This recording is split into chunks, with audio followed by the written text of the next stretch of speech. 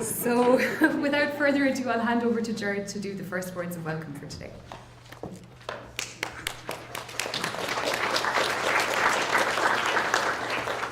Thanks, Eleanor. You're all very, very, very welcome.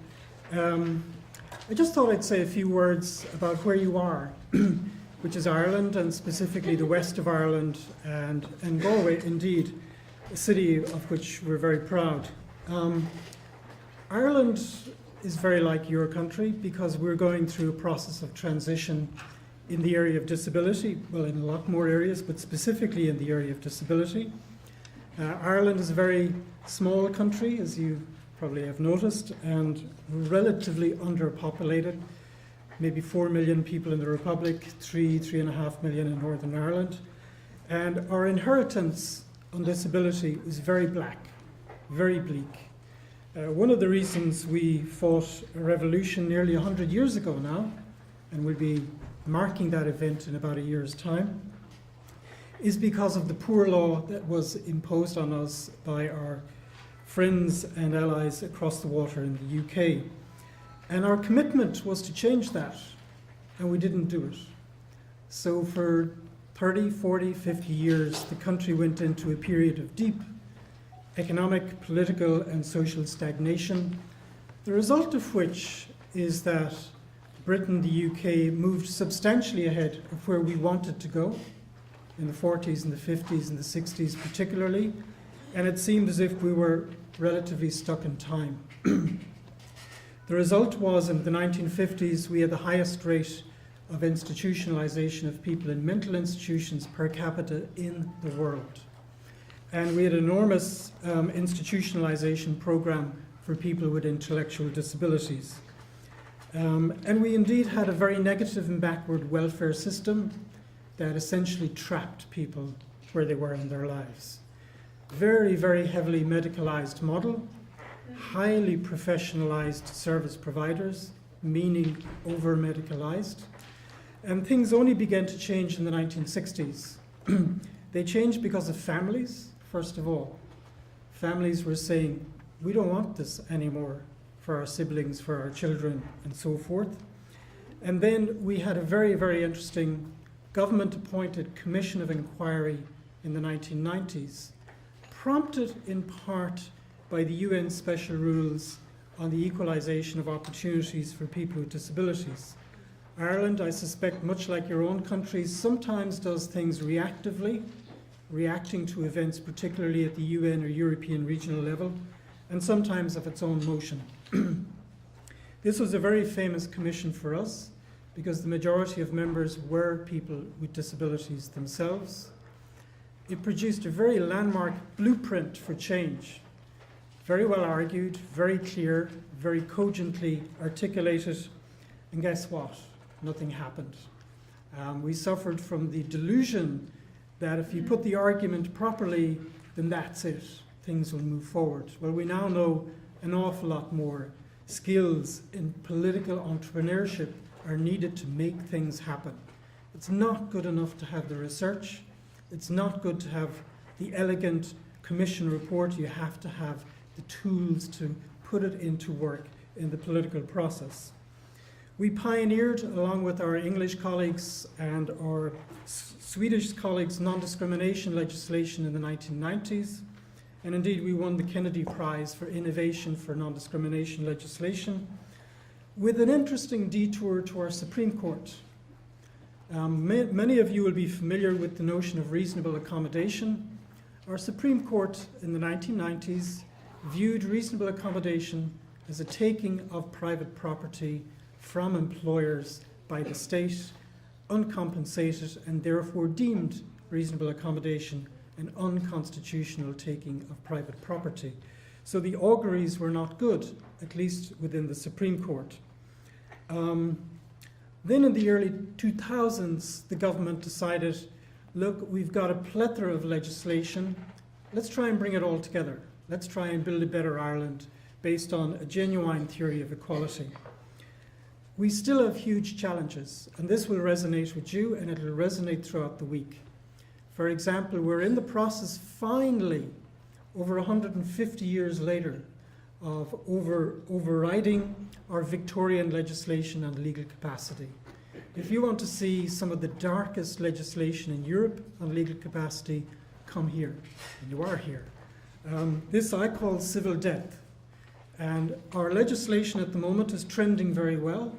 It's called assisted decision making for persons with disabilities. Actually, it's broader than persons with disabilities. So that's ongoing. We expect this legislation to be in place by the end of the year. It's rather pioneering legislation, and we're quite proud of that. And I'm sure it's going to come up during the week. And one of the primary drafters of that is sitting here, namely Eleanor herself. The other big challenge for us is that we spend enormous amounts of money on disability, but all spent on the wrong things. So we're struggling to re-engineer service provision so that the services actually serve the person rather than suit the convenience of the service provider. There's a lot of ferment in that field, there's a lot of good practice emerging, but at the end of the day, the government has to pull a trigger and say, unless you change your business model, you're out of business in 5 years. So that's a very big struggle for us, and I guess you would call that the trend toward the personalization of services, which I'm sure is happening in your countries too. And the other big challenge for us here, trying to make it local and connect you with it, is the poverty traps that exist in our welfare system. The extent to which to become entitled for various social benefits, you're forced to impoverish yourself. It's as if you have to wear your badge of David in order to actually remain entitled to very meager assistance that in fact pushes you out to the edge of society and doesn't in fact prime you to take your place in the community. That's a very, very big challenge for us. It, of course, applies not just to people with disabilities, but to all of our citizens. If you're a careful reader of European Commission policy documents, which are admittedly very dry and very arid and very boring, there's one message that comes through loud and clear. It's that our economic system has failed and our social protection mechanism has failed also. So we're in a very interesting stage of searching for alternatives that express the solidarity of the community, but in a way that avoids poverty traps and enables people to live the lives they want to lead productively and in communion with other people in society. So that just gives you a snapshot picture of this country. It's a country in ferment, well, for other reasons, politically and otherwise, but it's a country in ferment in terms of its disability policy, which makes it, I think, such an interesting place to visit. And I guess the most interesting laboratory here is how we've managed to move from plenary guardianship systems, clear civil debt systems, to an idea of limited guardianship, which the government was putting forward 4 or 5 years ago, now explicitly and clearly toward assisted decision-making legislation. And we're very proud of that trend. Let's see how it works out at the end of the day. All of this is happening for us within the context of European legal and policy developments. I keep saying to people that Irish law is local government law within the European Union, that there are some very, very positive changes happening at European level, partly because, unique amongst regional organizations, the European Union itself has ratified the UN Convention. So more and more and more people are cottoning on that there is a link between the Convention and how the European Union should be flexing its power and its muscle. Sometime perhaps during the week you'll hear about a famous battle. Pat Clark here is on the EDF board, he knows very well this battle, to make sure that the European structural funds, money, 80 billion in total, is not used, is never used to place a person in an institution or even to refurbish an existing institution, but is simply used to facilitate governments in difficulties to ease the process of transition into community services so that people can flourish in community. Having said all that, having built Ireland up as on a positive trend, I have to finally admit, not only is Ireland not in the World Cup, By the way, I'm for Italy. I lay my cards on the table. It's partly the wine, it's partly the food. Although somebody said if Italy is playing Belgium, I'm in a real problem because I love the Belgian beer as well. So I don't know which way I'm going to come out.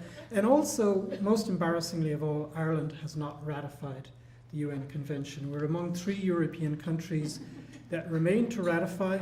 Hopefully, I'm looking at Pat here now, hopefully it's only one remaining issue, which is actually putting the Assisted Decision-Making Act on the statute books, and therefore the last remaining obstacle is cleared. Hopefully, according to the parliamentary schedule, that will be in the autumn sometime this year. Hopefully there are not other minefields or time bombs out there that are going to delay ratification. So with that sort of embarrassed admission, I genuinely welcome you and look forward to interaction during the week. And let me say, there's a cluster of stars presenting, people who've been involved in the drafting of the convention, people who've been involved in the implementation and supervision of the convention.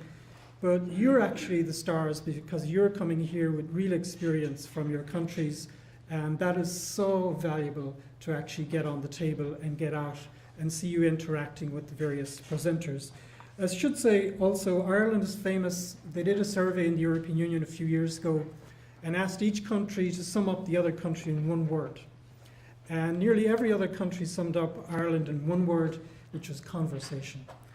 It's a very informal environment, and I think a lot of the best insights is going to come out in conversation and coffee and with the presenters, and feel free to interact with them. I'll give you all their email addresses and you can talk to them. Thank you very much. You're very welcome.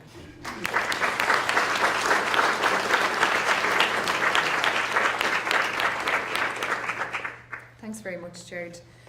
So I'm going to give you an overview now of what we plan to cover this week and take you through the programme a little bit and explain our thinking behind this week and what we hope to achieve. So you'll see from the programme that the focus of this year's summer school is on access to justice and political participation. And we were thinking about what theme to choose for this year. We focused on these for a number of reasons, but primarily I think because these are the kinds of issues that really get to the core of making human rights work. So in terms of access to justice, when people hear that phrase or talk about access to justice, they usually think about being able to make a complaint, being able to defend your rights in court, being treated fairly in the justice system as both a victim and a defendant. And I think all of those things are certainly important for people with disabilities, and we'll definitely hear more about them during the week. But I also want us to think about the bigger picture of access to justice, and to think about justice first, and the broad sense of that idea that as humans we have a sense of how it is fair to interact with each other, how it is just, and also a sense of the good life that we each want to achieve for ourselves and want to pursue.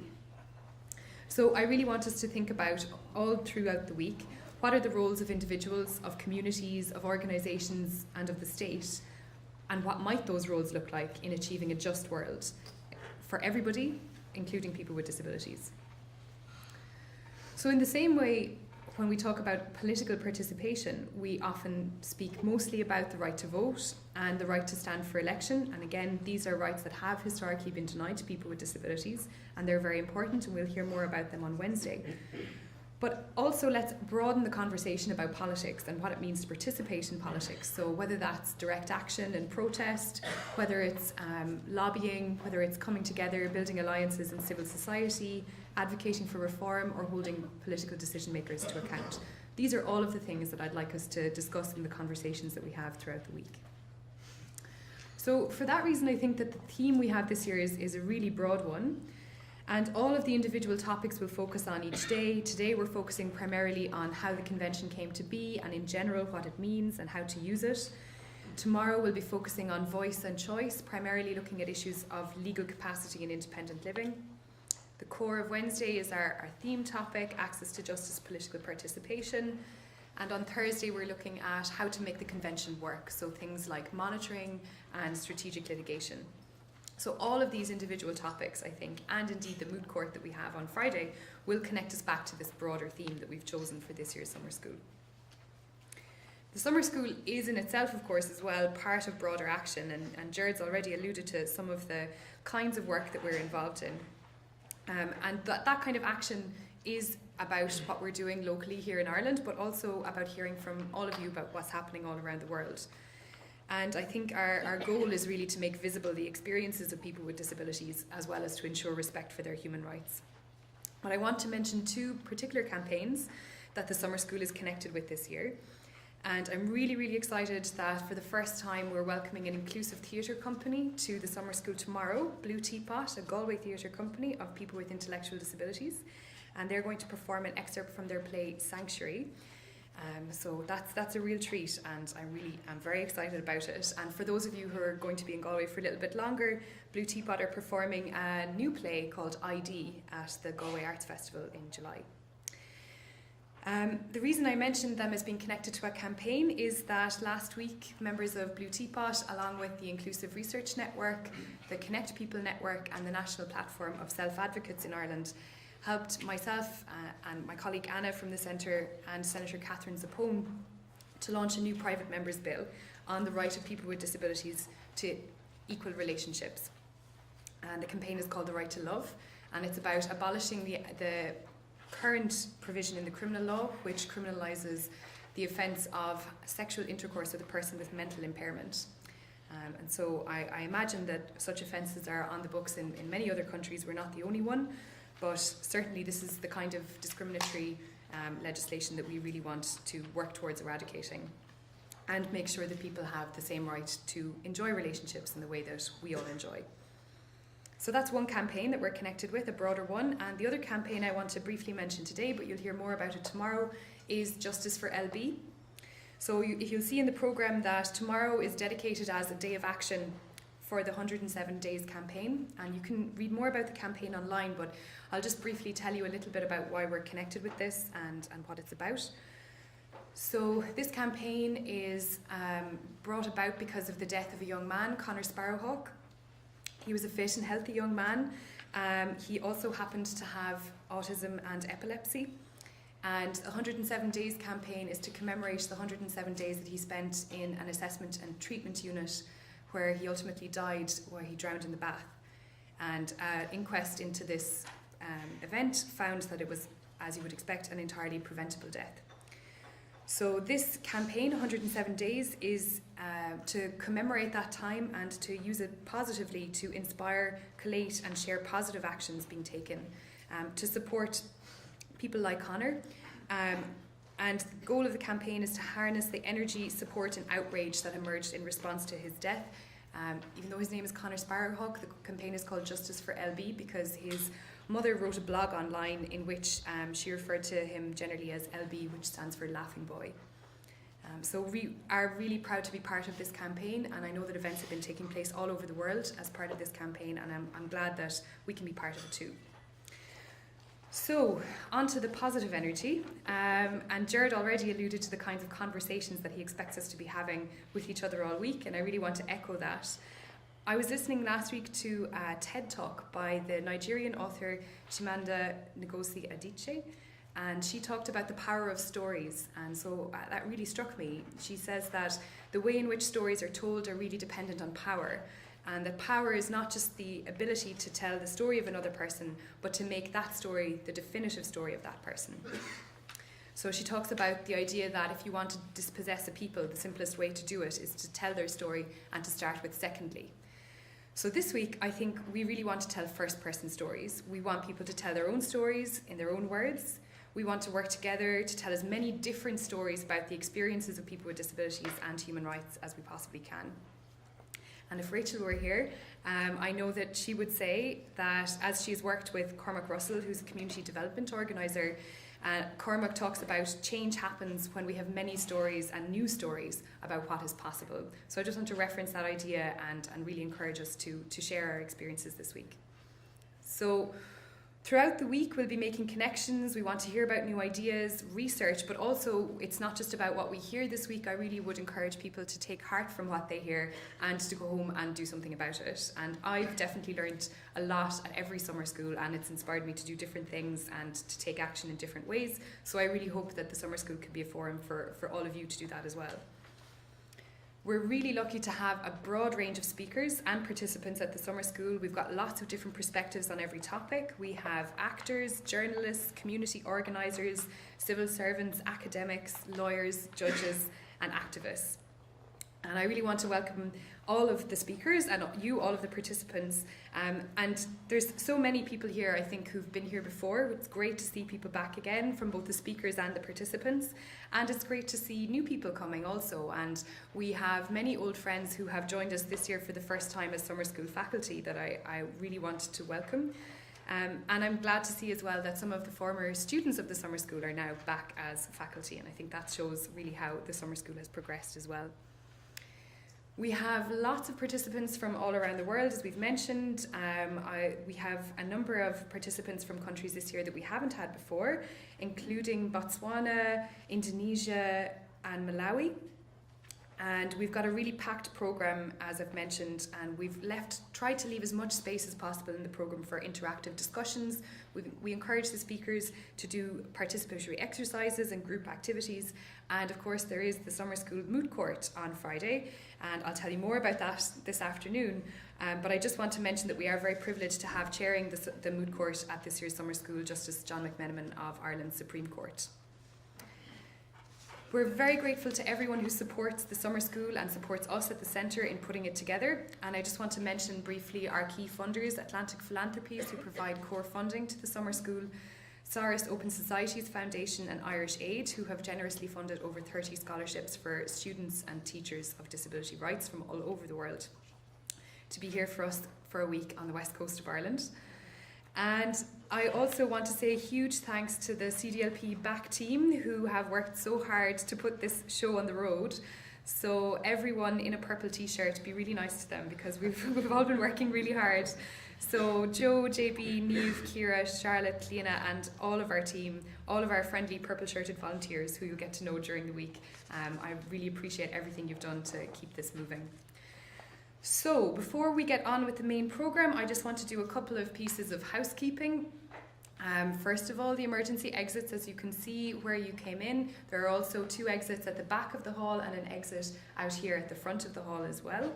And we have Wi-Fi.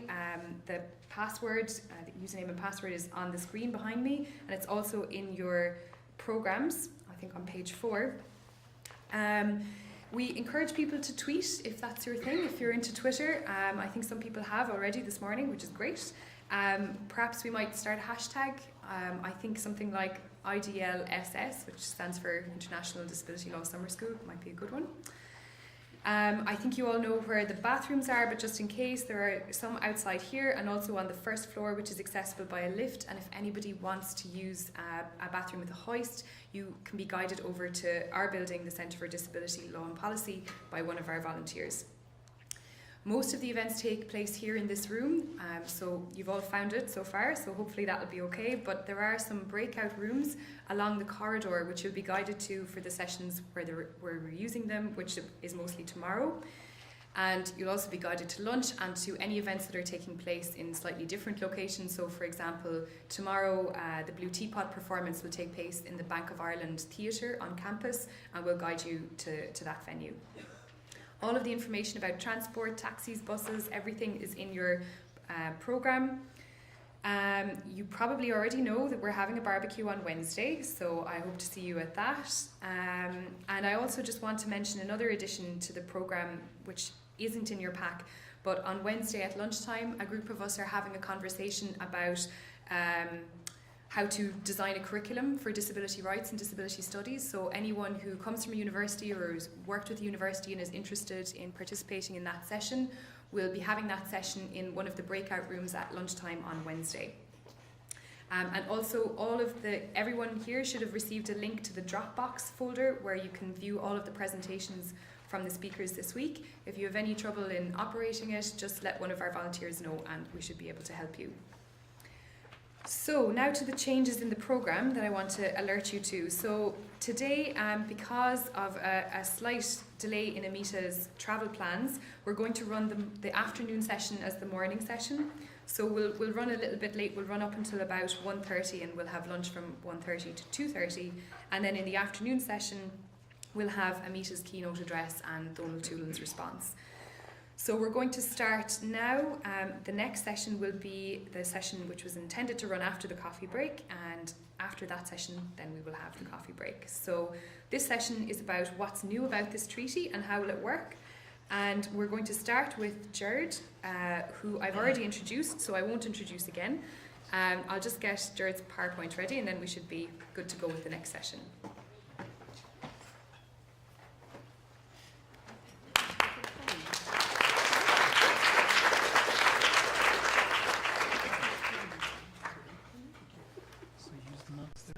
You can, or there's a clicker which is... Okay. So me again. Sorry, I wasn't supposed to be on until later, but Amita is somewhere en route and hopefully she'll arrive shortly. Just one or 2 points before I set this up. One of my heroes is Oliver Wendell Holmes, and he was asked once, what 100 books should somebody read to become a gentleman? And he said, none. What you do is you fix on your subject and you shoot through it to get to its heart, and you work out from that. So that's what I'm going to try and do. I'm going to try and unzip this by presenting what I think lies at the heart of the convention, and it'll be very interesting to see what Janet and others say after that. He also said, and I very, very much believe this, that law, and that includes international law, is simply the external deposit of your community's values. So what you're looking for here is not so much article this or article that, or comma this or comma that, but what are the animating ideas, the organizing principles that impart structure and meaning and positive trajectory into the instrument. So the way I want to try and unzip it is to try and talk to you a little bit about the organizing ideas and to look at them afresh, not to, as it were, look at them second-hand as they appear in existing instruments, including even the UN CRPD. And then I want to talk to you a little bit about the rights and obligations.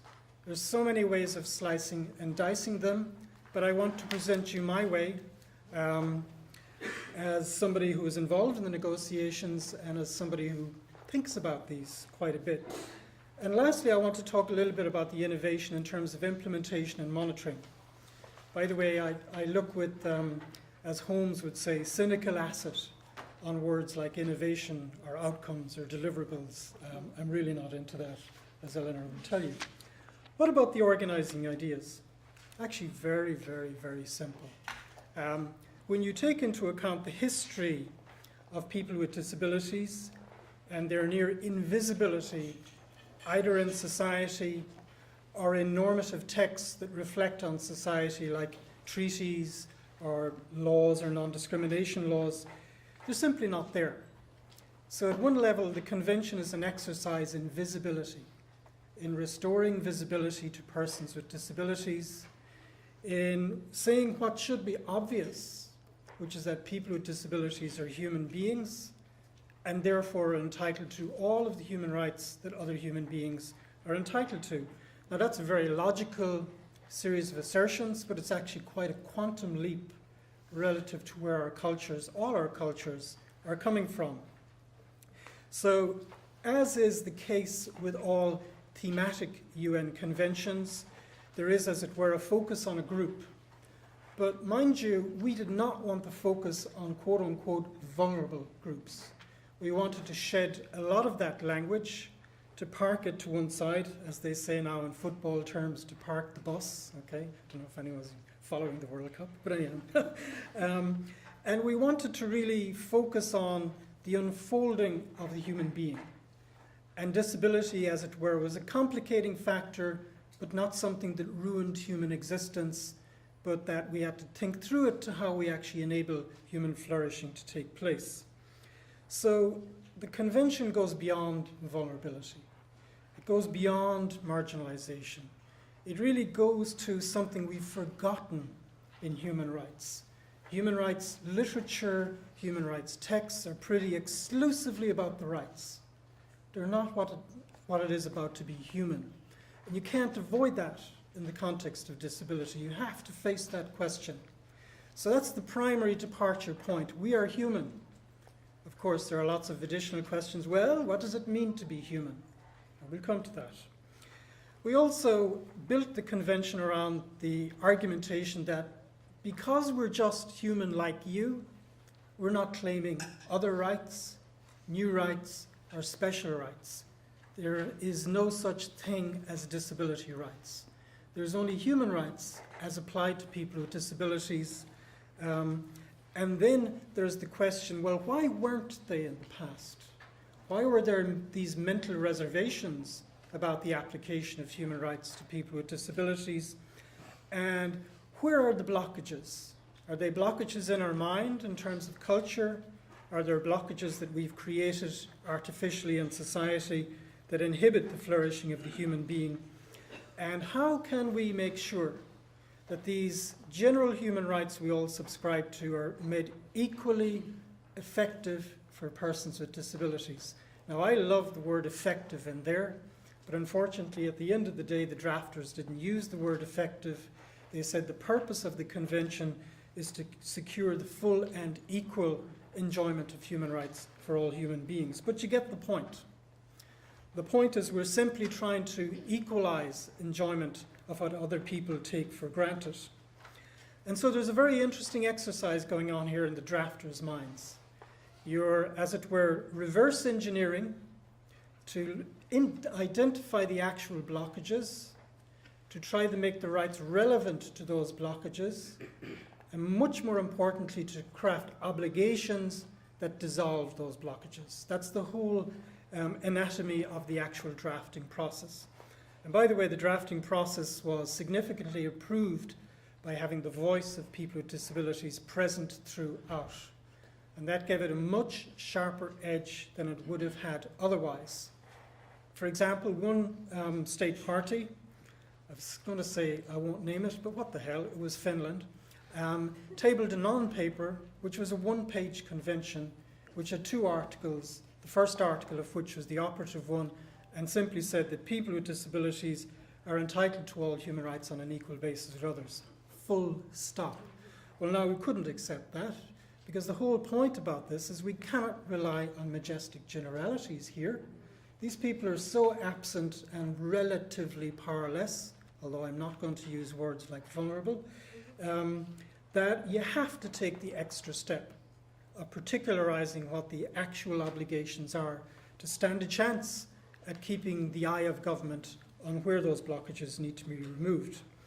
So a very interesting process of looking at the peculiarities of people with disabilities, the blockages they face, and then taking the rights off the shelf, and more importantly, carving the obligations to face these obstacles and these barriers. And that's what's going on there. And by the way, when we come to drafting a treaty on the rights of older people, that process will have to be gone through again. It cannot simply be a process of cutting and pasting from another convention, including the Disability Convention. You're actually going to have to work it from the bottom up all over again. So that was the purpose. The purpose is not to create new rights, although, you know, there's a few tucked in there at the edge, what the hell. The uber norm, therefore, is equality. The equal, effective enjoyment of all existing human rights. By the way, that spans civil and political rights, as well as economic, social, and cultural rights. Both sets of the divide, as it were, or the full continuum, as it were, if you wanted to talk about it that way. And you'll notice something.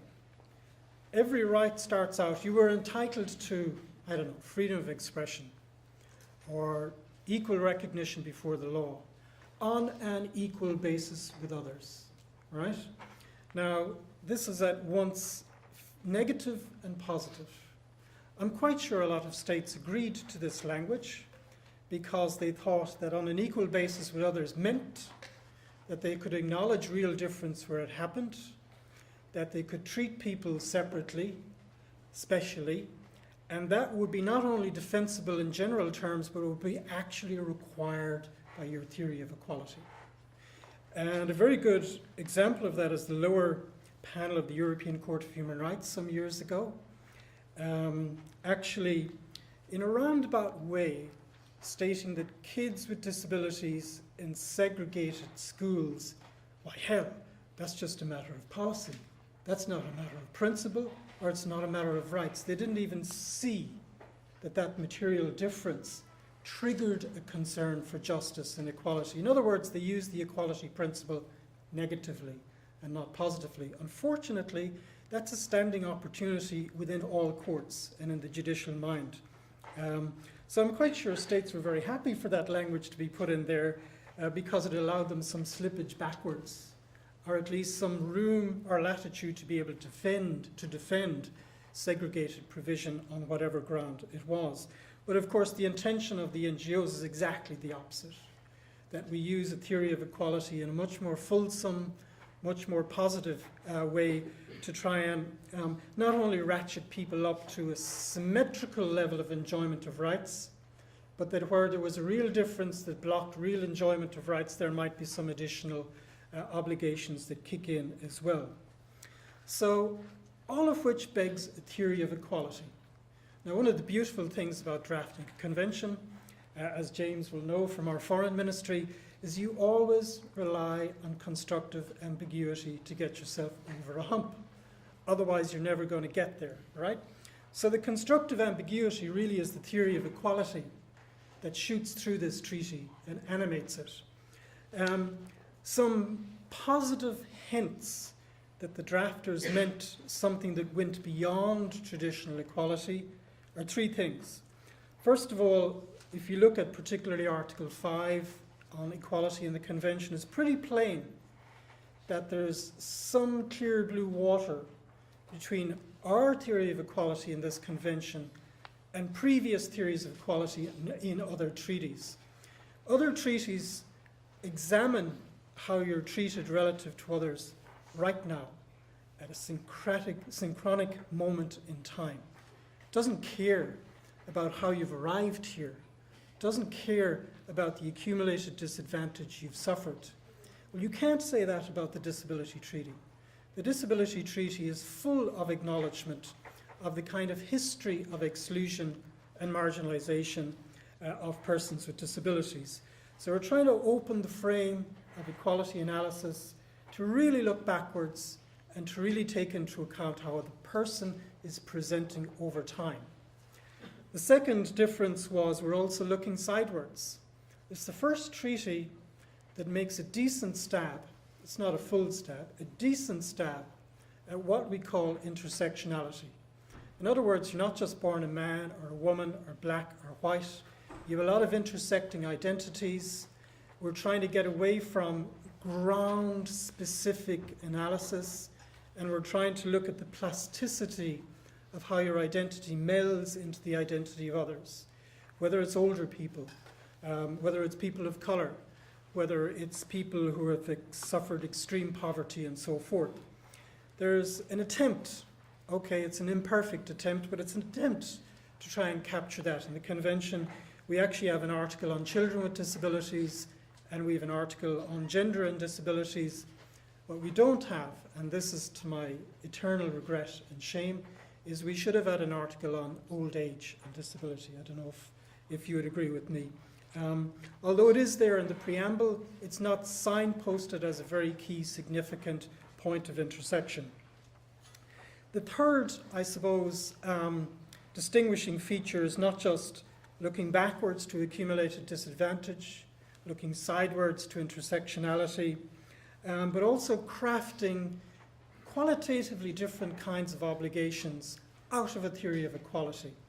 And this, of course, is the notion of reasonable accommodation, which is situated somewhere halfway between civil and political rights and economic, social, and cultural rights. The difference being, of course, that it doesn't trigger systemic change. We want that to come from the economic, social, and cultural rights. It is highly tailored and individualized to the person. And one of the unique things about the Convention is it applies the notion of reasonable accommodation to to every single right in the Convention. Education, housing, healthcare, and not just discrimination and employment and so forth. Of course, very few delegates at the drafting understood what this meant, but I think it's becoming clearer as the jurisprudence of the UN Committee evolves. Of course, all of the systemic stuff, the systemic change is left to the economic, social, and cultural rights dimension of the treaty, which I'll look at again in a moment. So the first uber norm is the norm of equality. And really, when you have difficulties at the edge, as Springsteen would say, darkness at the edge of town, darkness at the edge of the rules, and you just can't work it out in terms of conflicting textual provisions, what you always lie back on is that the deeper theory of equality that in your mind animates the convention. But of course, expect pushback from the other side. That's the way we deliberate. The second uber norm is inclusion. This is really, really interesting. The treaty, as I see it, is a mix of very, very, very highly individualistic rights. Give me my freedom. Freedom or death, as the American revolutionaries used to say. It's my way or the highway, okay? And I don't give a damn what you think.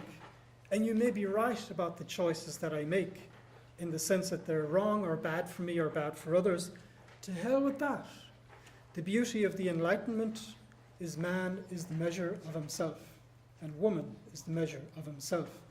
And the power of that idea in the context where it's never had deep roots is just immense, absolutely immense. But sitting alongside it, this is very, very interesting, is a theory of social inclusion, that nobody is an island. We're all interdependent on each other. Rather than extreme subjectivity lying at the heart of the convention, we have an acknowledgement of intersubjectivity, that we're all, as it were, a function of our interaction with each other. And of course, one of the characteristic features of the history of disability is being denied the oxygen of that social interaction. So therefore, one of the other uber norms of the convention is how do we create that space? How do we erode the rust on the hinges that kept the doors shut? How do we ensure that people have a chance to emerge into the world as themselves if we're denying them the opportunity to interact socially and economically and so on and so forth with others? So there's very, very fruitful interaction of these two ideas, which you won't see in the other conventions, which is, I think, why there are some lessons for this convention for the treaty monitoring bodies who are looking at the other conventions. There does come a point where these two things are in tension. You can wire around it any which way you like, and there are all kinds of argumentative repertoires to get around the tension. But for example, we look at Article 19 as our primary deinstitutionalization norm, as it were a firm mandate for social inclusion, by all stretch of the imagination, close down all institutions, and place people materially where they'll interact with other people to become themselves in the community and in communion with others.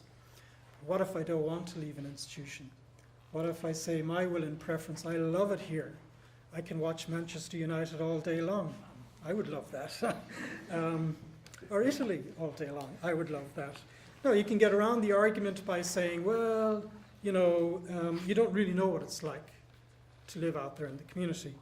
That's right, but it's also kind of dangerous because perhaps by placing people in different contexts, you're sculpting their will and preference rather than respecting it. Now, I know there's all sorts of arguments about this, and we've come across it in the EU, but nevertheless, I just thought I'd put it there. So the two uber norms is really equality and inclusion. What about the rights and the obligations? Okay, here's where we really cut to the chase and simplify and solidify for you. Gross oversimplification, obviously. But I would, to make it sing and dance, I would cut the rights into three broad swathes. You have what I call the personhood rights. These are rights that really restore humanity and subjectivity and voice to individuals with disabilities. And obviously at the heart of this, and I would actually say at the heart of the convention, is Article 12 on legal capacity. And as you've seen in the general comment from the UN Committee and its jurisprudence, there isn't a halfway house. There isn't a halfway house between black civil death on the one hand and moderated notions of guardianship on the other hand, and full legal decision making for persons with disabilities. There's just assisted decision making where it's required to enable us build different discovery tools to get at the self that's been hidden behind so many shells over the years. That's really what it forces us to focus on. It's not simply a question of saying, she can't talk. It's more a question of, you haven't developed the discovery tools to excavate the person. Of course, lying back on that is a faith that there is a person lurking behind the disability. It's just that we haven't found ways to actually extract the will and preference of that person. Here's an interesting dilemma, right? For Ireland, for other countries in Europe, what do? Do you reform your law alongside the Article 12 requirement in its jurisprudence?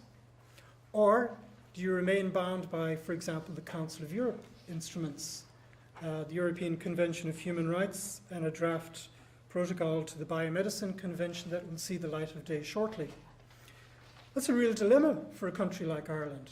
Are we bound primarily by the UN Convention? Are we bound primarily by European regional conventions that seem to be falling behind where it's actually at? But maybe that will come out during the week. So personhood is all about voice.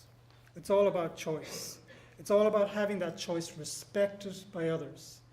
And the most intimate way in which that is relevant is, of course, in purely personal relationships.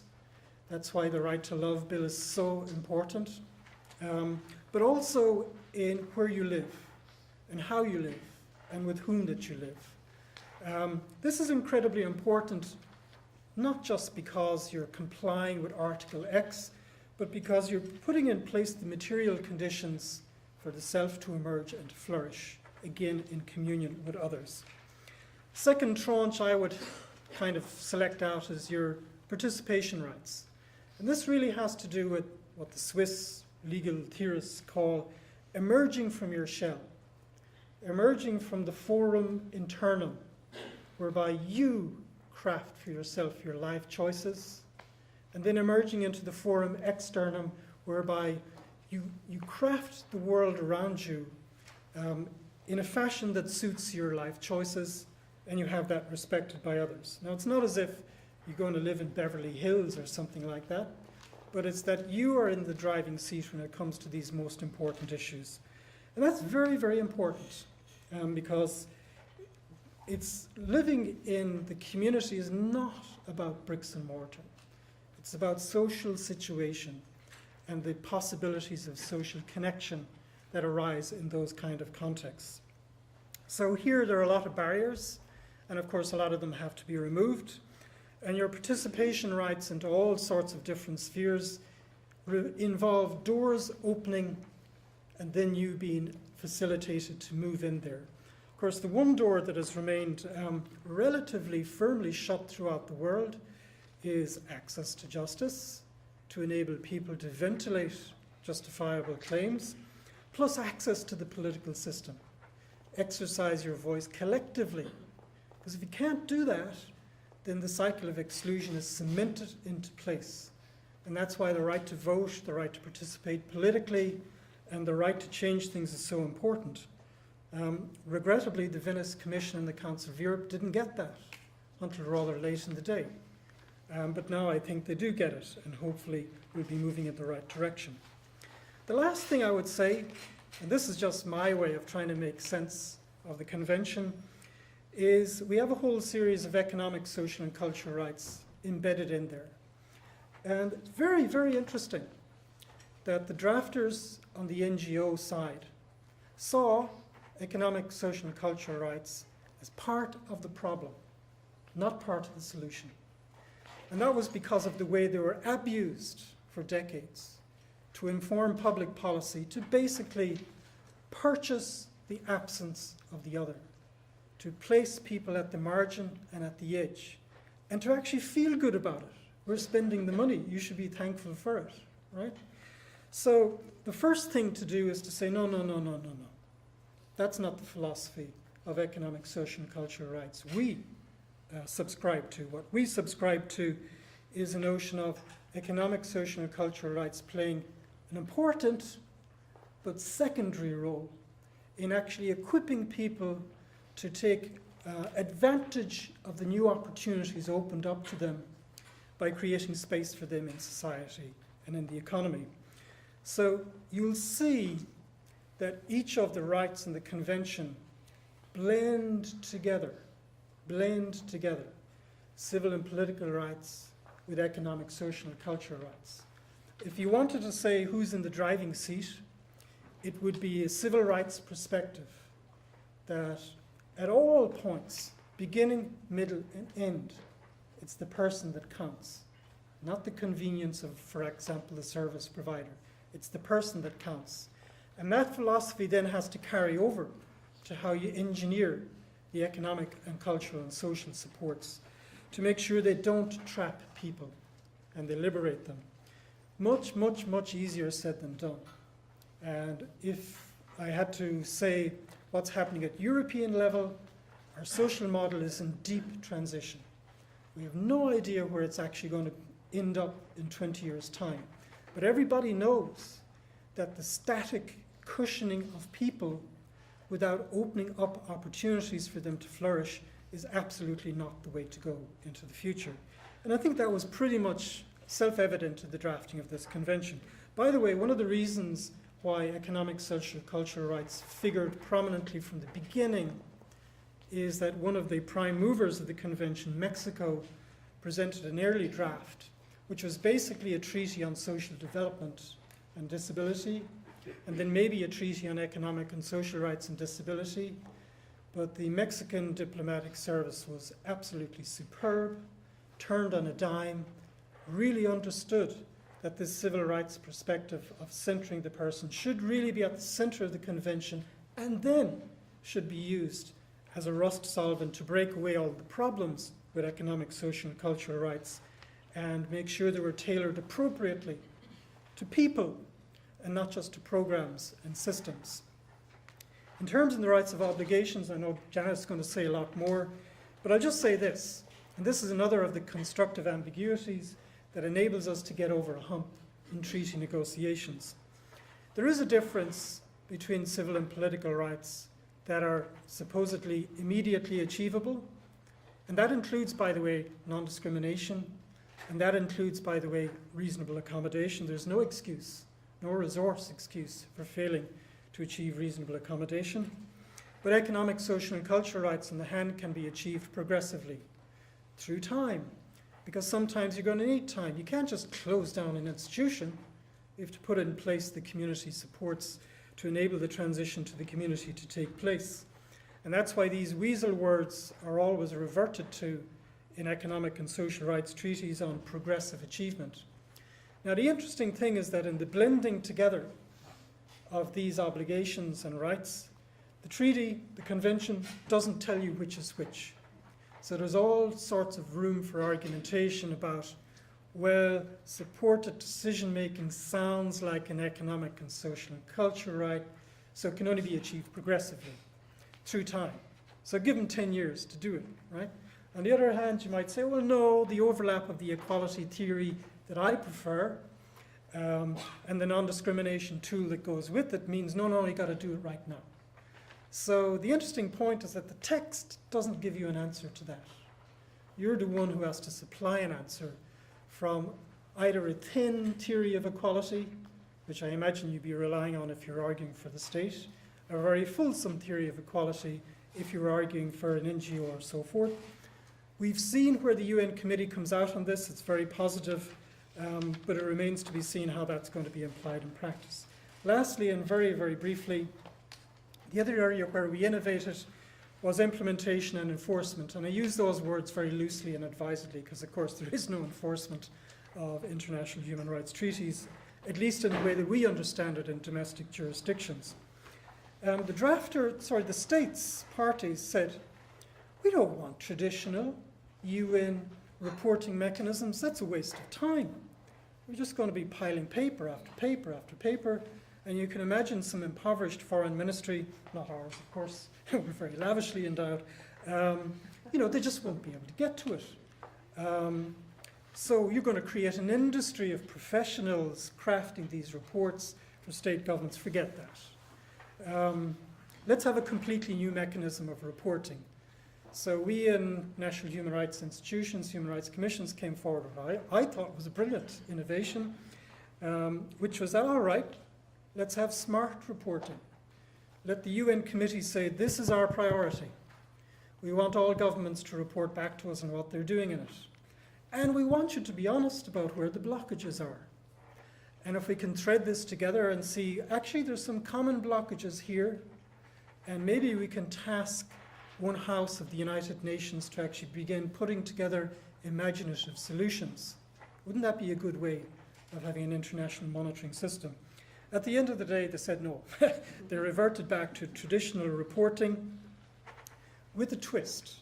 And the twist was they acknowledged that the main weakness of the international monitoring mechanism was there's absolutely no transmission belt from the elegant jurisprudence in the UN and what happens in Dublin or in Seoul or in Canberra or in Reykjavik. Okay? So what you've got to do is leap beyond the international mechanism and trigger a process of change domestically. If these norms don't percolate down into the consciousness of policymakers domestically, you've failed, or you've delayed change for 20 years. So let's try and find a way of triggering that process of change. Let's make these abstract norms come to life in Reykjavik and Dublin and in Oslo, primarily, and not in New York and in Geneva. That's secondary, okay?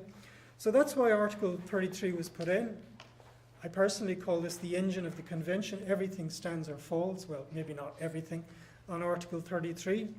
And that it imagines a triangulation of cooperation to bring about change. Governments put together a focal point and a coordination mechanism. Note the absence of that in the past you could tolerate for most groups.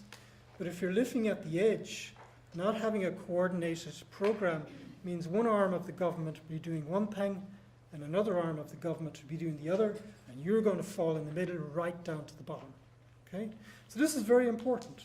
The other important dimension to it is that national human rights institutions, independent institutions, have a very important role to play as a reality check on that process of change.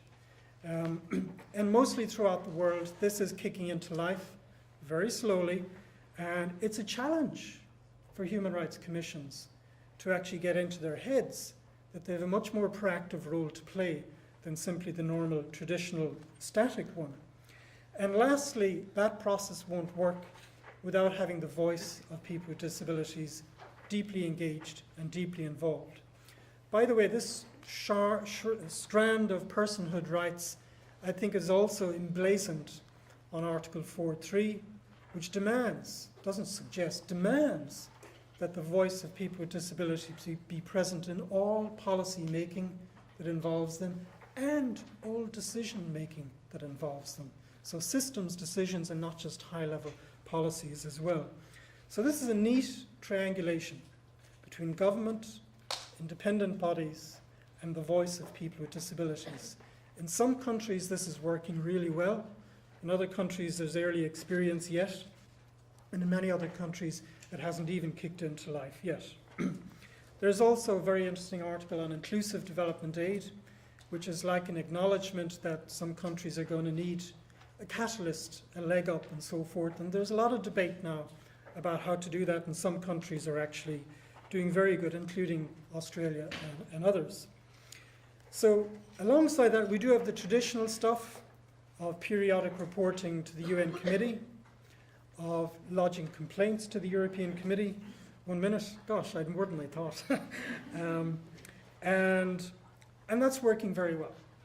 And I must say, having a majority of people with disabilities on the UN Committee has not detracted one iota from the integrity of the jurisprudence it's producing and the sharp edge of the jurisprudence it's producing. It remains to be seen how the other committees take on board the jurisprudence of the UN Committee.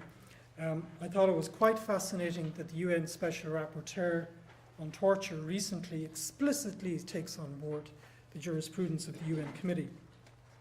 We also have a Conference of States Parties, which you would imagine gives states a sort of a forum to positively share practice and experience.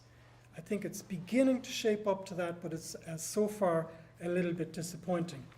So this is my Oliver Wendell Holmesian knife through the convention to try and unzip it and expose for you what I think are its sinews. Thank you very much indeed.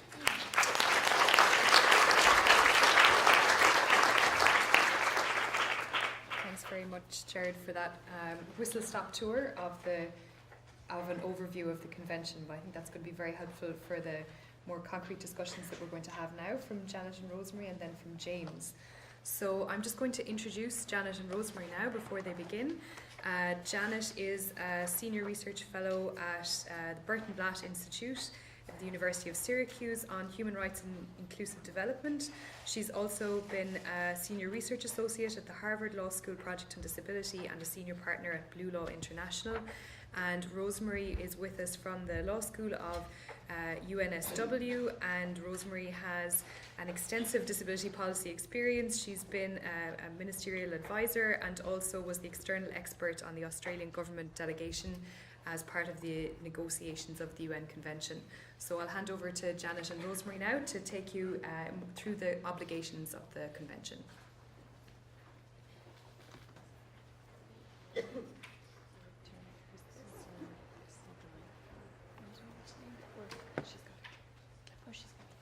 You've got the clip. Excellent.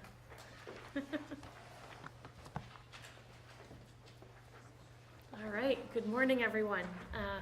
Wonderful to be here. It seems a little bit weird for yet somebody else from a non-ratifying country to be up here. What's wrong with this picture? Thankfully, Rosemary is from a ratifying country and will take over shortly. And I'm too somewhat optimistic about the U.S. ratifying the treaty. We had at least one of the arguments cleared away about 2 weeks ago. The U.S. Supreme Court rendered a decision in the Bond case, which is, believe it or not, pertinent to ratification of the treaty. It had to do with a case concerning the application of the Chemical Weapons Convention. What does that have to do with CRPD ratification? Essentially, it had to do with the extent to which a treaty could sort of interfere with a state's right to govern, and that's one of the big problems we have in the United States. If anyone wants to talk about the Bond decision, I commend it to you. I'm happy to talk about that more in the coffee session. But now, Gerard has beautifully, masterfully, as always, laid out some of the big issues and questions and given us a wonderful introduction to the CRPD that ought to be framing our discussion for the next week. And I love his conceptualization of these uber norms, these mothers of norms, the two mom norms of participation and inclusion. I absolutely love it. And thinking about how we needed a treaty in order to particularize the obligations, the human rights obligations that of course apply to all human beings and to persons with disabilities, and how we contextualize them, which is really our job this week, is contextualizing them, particularly within the context of access to justice and political participation, and understanding the treaty as a broad, interconnected framework within which to sort through and identify barriers and then articulate the legal standards and obligations to dismantle those barriers, and not only through legislation, law reform, law development in many cases, but also through the other facilitation measures in this treaty, which are very, very innovative, going certainly beyond the standard law reform to thinking about how do we create a culture of change? How do we, through awareness-raising measures, human rights education, and so on, really dismantle once and for all paternalism, marginalization, and the array of cultural barriers that stand in the way of realization of legal rights, to a whole range of other interesting innovations in this treaty, focusing on facilitation measures such as disability data and statistics, which we know is a huge problem, thinking about the engagement of a whole array of actors, not only DPOs and governments, national human rights institutions, and many other actors, international development, donors and implementers, and so forth. So a lot in this treaty, and we're going to get the opportunity this week to really think specifically about how the treaty is intended to work with regard to some of the thematic issues that we're going to be focusing on. So what Rosemary and I are going to do in our presentation is dig a little bit deeper, look specifically at some of the general obligations that are intended to frame our thinking about some of the specific thematic issues that we're going to get into this week.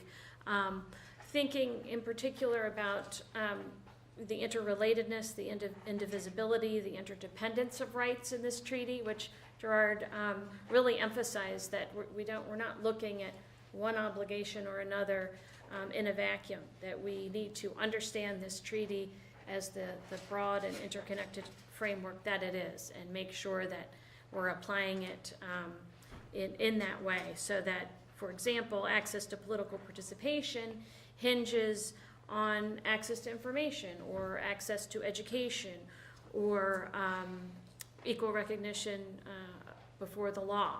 That access to justice similarly hinges on access to information, legal capacity, access to transport, and so forth. So how is it that we use the tools of this treaty to understand disability rights in this sort of interconnected way? So we are going to turn to a PowerPoint, which will be available on the website, and we will try to be mindful of reading out the text so that we're as accessible as possible. Now, if I remember how to do this.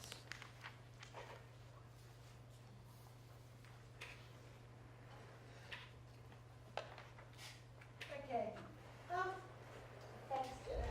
Thanks, Gerard, for the beautiful crafting of the depth behind the Convention on the Rights of Persons with Disabilities.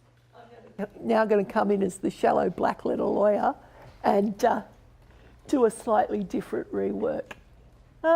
Not with the same level of depth, but hopefully with the same level of layering, to give some indication to how the obligations underneath the treaty aren't quite as simple as one might imagine. When I was first asked to do obligations with Janet, I thought, beauty. It's a fairly simple task. It's respect, protect, fulfill. They apply to all human rights. Disability is just another human rights area. So, yeah, fairly simple process. But CRPD is a lot more complex than that, as Gerard has just indicated. It is a significant legal and policy development. As Gerard indicated, it creates people with disabilities as a clear, evident subject of rights. And through this, it is a binding human rights instrument. For many years, disability had been caught up in the international arena with programmatic and policy work. This is a binding instrument. It sets itself in the core human rights treaties. In other words, it has a treaty body, and so it gave a very visual context to people with disability being the subjects of rights, and was seen as a huge step away from the concept of them being objects of welfare and charity. It also recognises the systemic nature of disability disadvantage. So it goes to the core that this is not just an individualised incidents that it is a social phenomena, and that because it is a social phenomena, it needs to be dealt with at a systemic level. So disability is created by a range of economic, political, social, technological and ideological forces. And so the rights that are set out in this convention try to address each and every one of those barriers. And overall, it promotes substantive equality. It's about recognising that history of disadvantage and all the structural elements that continue to discriminate and disadvantage people with disability or people with impairments. That's it. Thank you. Oh, sorry. Well, it went blank. A lot of this, as Gerard introduced, is because the rationale of the CRPD is very much recognising that there has always been a framework of rights for people with disability, but things were not improving. So it was developed because of international concern that existing human rights instruments had failed. They had failed to effectively promote the human rights of persons with disability, and even though they had always applied. No, I would just mention the 2002 report that Gerard and Teresia Degane did, that lays that out very, very clearly. That was a really pivotal study that disclosed very clearly how the UN human rights system had not effectively incorporated disability rights into their agenda, and neither had disability organizations really engaged with the UN human rights system. So, great report to read, lays that out very clearly. And the CRPD attempts to overcome this problem by ensuring that persons with disability are now highly visible rights bearers, tailoring and applying traditional human rights to some of the specific human rights problems persons with disabilities encounter, and building capacity in human rights implementation efforts to effectively respond to the human rights of persons with disability. Now, these last 3 points drive very much the way you need to understand the obligations and how they're set out within the convention.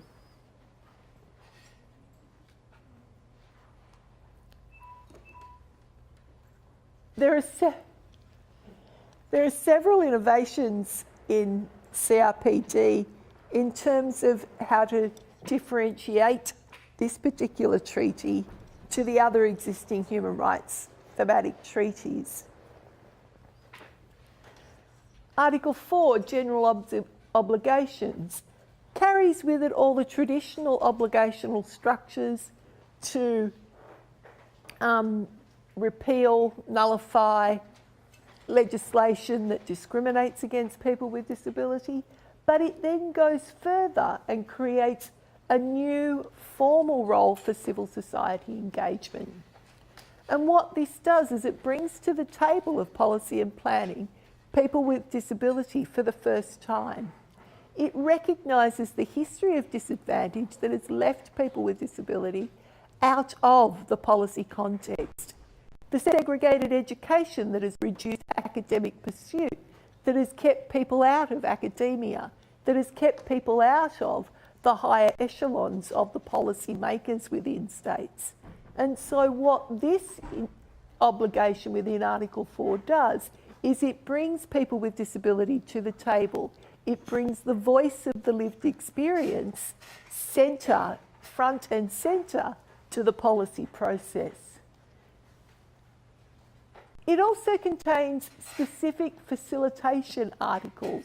Now, the facilitation articles can be seen within the general principles, women and children, awareness raising, accessibility and data and statistics, and I'll look at those a little bit more in a moment. There is also the translated rights.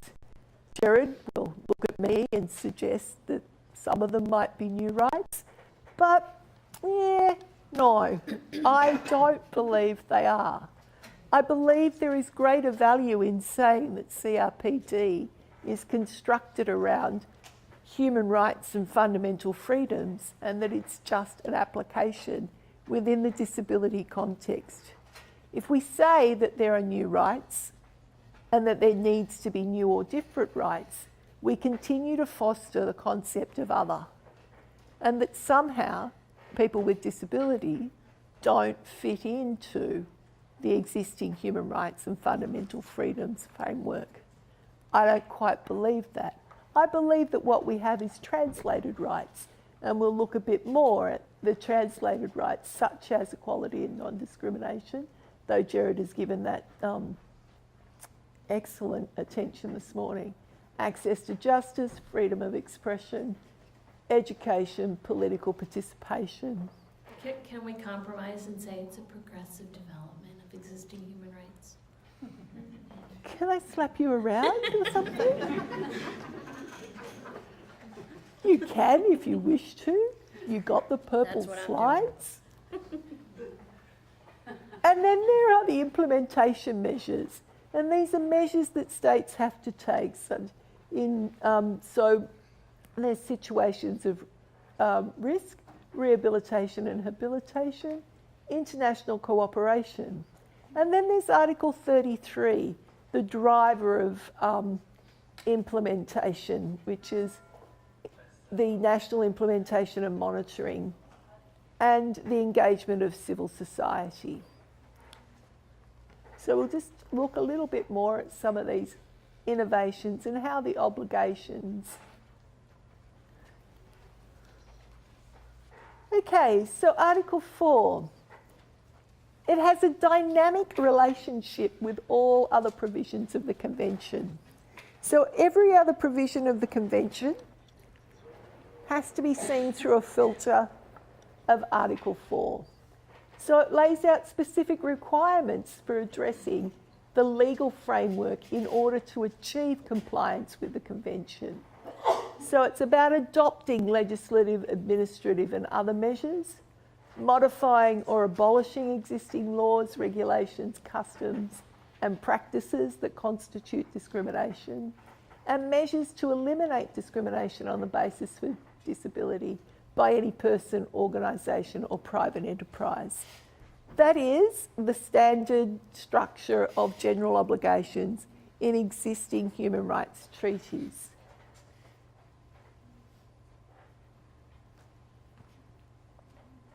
But where CRPD goes on, it goes on to give the promotion and protection of the human rights of persons with disability in all policies and programs, from refraining from engaging in any act or practice inconsistent with the Convention. And this is where we get into new territory. The obligations change somewhat. Undertaking, promoting research and development of universally designed goods, services, equipment and facilities. Undertaking and promoting research and development and promoting the availability and use of new technologies. So we move into obligations that are firmly directed at changing the underlying structure of the society for greater accessibility for people with disabilities. And as I said before, the fundamental shift in general obligations is the civil society engagement. Civil society engagement in international law has always been an informal treaty body process. It has been a process that treaty bodies have asked for civil society to engage with them during the monitoring and review process.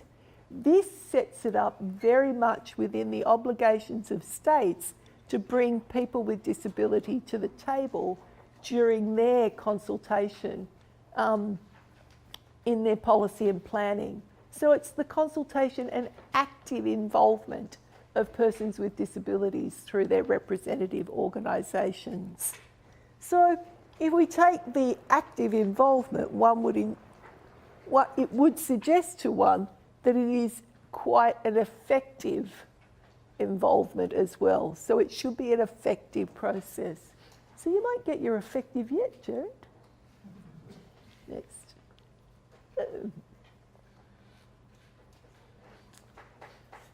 Then we have the facilitation articles, and I don't know why my first point is so large.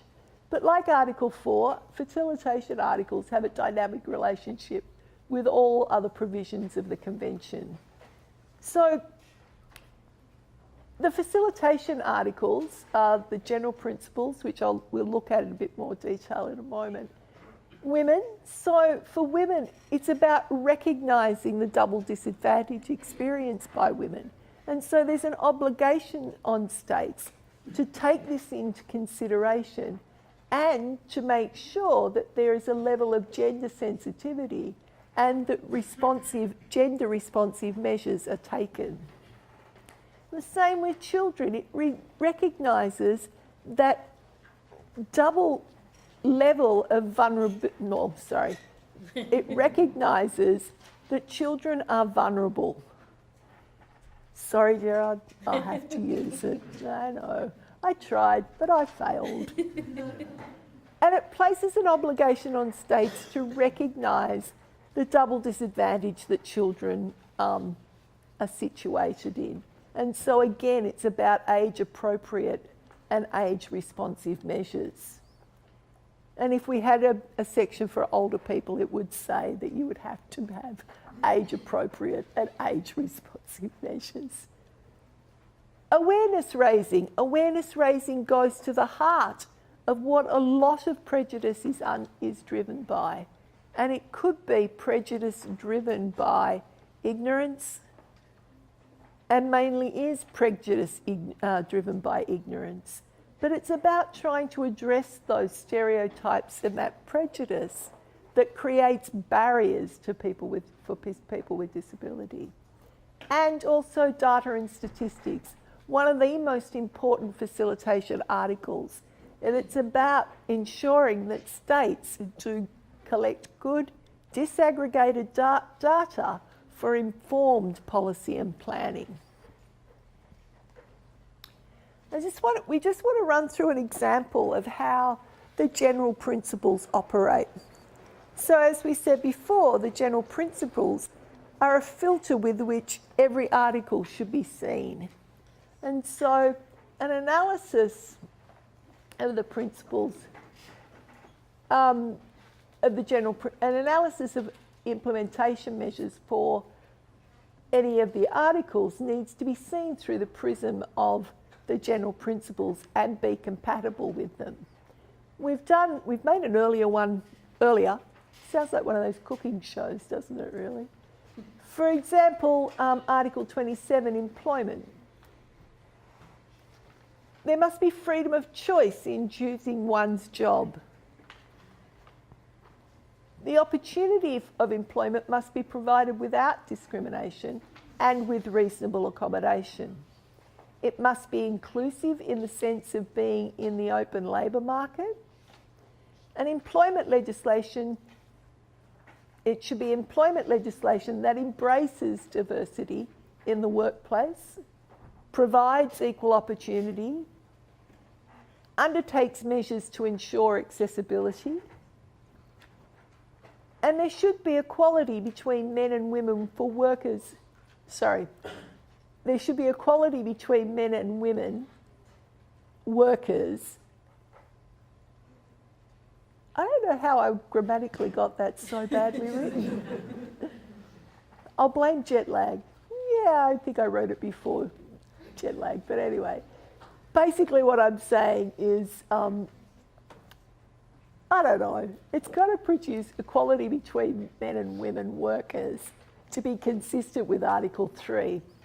And finally, any employment legislation must have respect for the evolving capacities of children with disabilities and will entail, among other things, opportunities for transition to employment consistent with other child rights.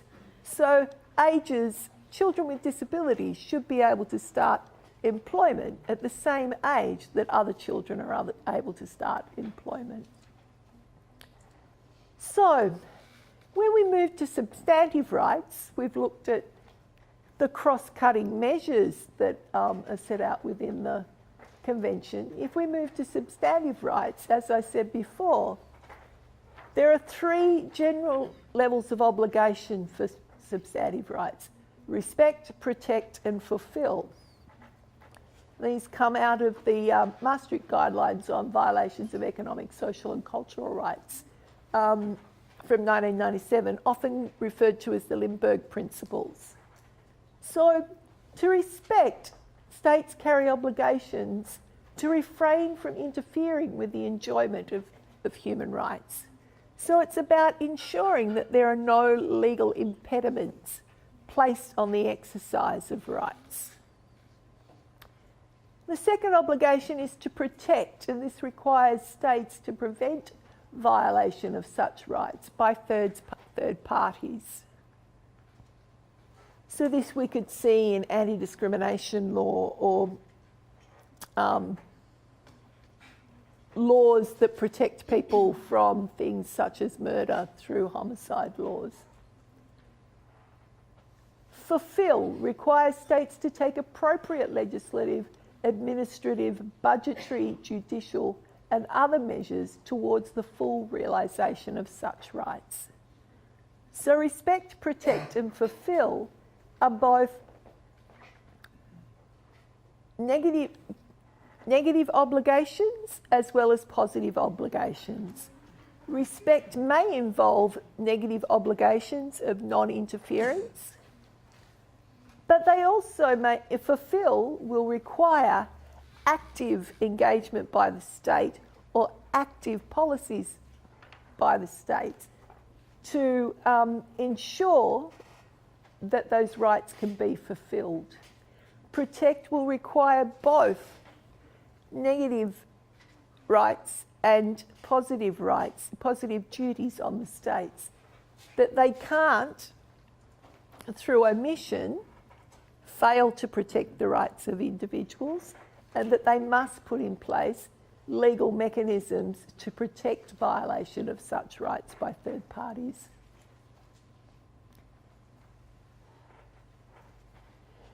Do you want to work through this one? Okay. Give me a break Yeah, so I can have some water. So how does this work with respect to one of the issues that we're looking at this week, political participation, and what would obligations in the areas under this framework of respect, protect, and fulfill look like? So going back to Rosemary's the 3 levels of obligation, what would respect look like with regard to political participation, requiring states to refrain from interfering with the enjoyment of human rights? Well, one thing it would require is ensuring non-discrimination in the context, let's say, of voting. So appealing or amending or reforming a law in an electoral code that introduces exclusion on the basis of disability, which we see, by the way, across the world in many instances. So respecting the human right to political participation would require review of legislation, electoral regulations, and so forth, and could involve, for example, law reform to remove impermissible exclusions, which we'll talk about a little bit more in the next day or so. Protect, requiring states to prevent violations of such rights by third parties, could involve measures to ensure that there's sufficient monitoring in the context of voting that takes into account accessibility measures, for example. And fulfilling, requiring states to take appropriate legislative, administrative, budgetary, judicial, and other measures towards the realization of political rights.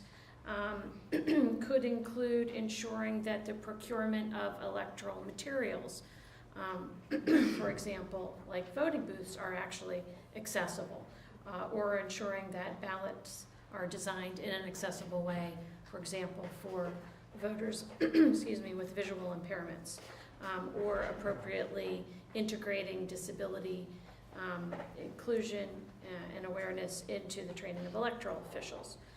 So that's kind of using this framework of respect, protect, and fulfill to think about the right to political participation. So a useful analytical framework to kind of sort through different levels of obligation. And then we come to equality and non-discrimination. Again, a substantive right, but with an overarching relationship with other rights. So it reinforces the principle of equality and establishes the legal standard of non-discrimination. So rights are to be applied without discrimination and should also incorporate reasonable accommodation. Now, Gerard has been through this in some depth earlier, so what I will just say is just remind you of what Article 2 says about reasonable accommodation, is that it is the necessary and appropriate modification and adjustments, not imposing a disproportionate or undue burden. You can tell I'm an Australian because that "an" would have been an unjustifiable hardship. And I slipped into normal domestic, obviously, when I was writing that, but is a disproportionate or undue burden. So basically what that does is it sets up a duty on, say, employers to provide reasonable accommodation to employees. So workplace adjustments, procurement modifications, flexible working hours, and that those modifications and adjustments should occur up until a point that there is a disproportionate or undue burden for the employer to carry. We're not certain to the degree to what that threshold creates, because there is absolutely no jurisprudence on disproportionate or undue burden. But there are several jurisdictions that have quite robust jurisprudence around undue hardship and unreasonable burden. So we'll just have to wait and see how this space pans out. It should also create a right to a remedy. And so this is where we see the role of anti-discrimination law. And reasonable accommodation is individual, Yes, it's individual. distinct from accessibility measures? Oh, yes. Yeah, I'm just underscoring that. And it's an element, again, as Rosemary said, of non-discrimination. We work very hard in the treaty drafting process to get that abundantly clear, that the failure to provide reasonable accommodation is discrimination. And I know Gerard, that was one of his big things that he was pounding his fist throughout the process until that was made absolutely crystal clear. And then there are the implementation measures. Now, these are measures that states shall take to ensure the effective implementation of substantive rights. And so you'll see, is it Article 11? Yes, it's Article 11. Mm-hmm. Article 11, situations of emergency and risk, which is seen not just as an implementation measure for the right to life, but it is the obvious one that it marries with in terms of an example.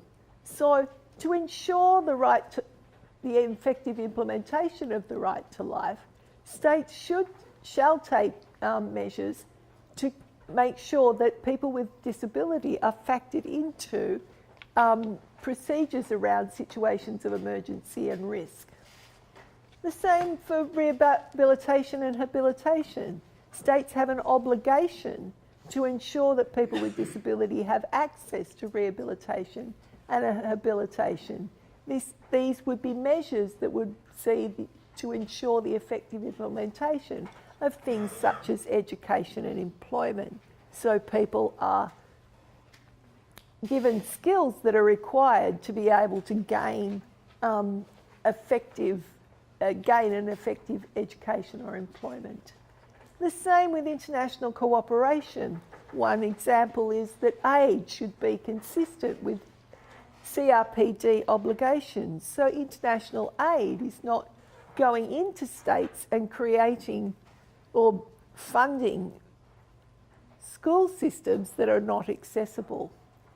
And Article 33, implementation and monitoring, It's about ensuring that tripartite coordination and independent monitoring role that Gerard spelt out earlier. And also the engagement of civil society in Article 33, which just reinforces one of the driving catchphrases of the CRPD negotiations, nothing about us without us. And not quite as rich with the depth of theoretical understanding, but a brief passing black letter lawyer's view of the obligations and the structures of CRPD. Thank you.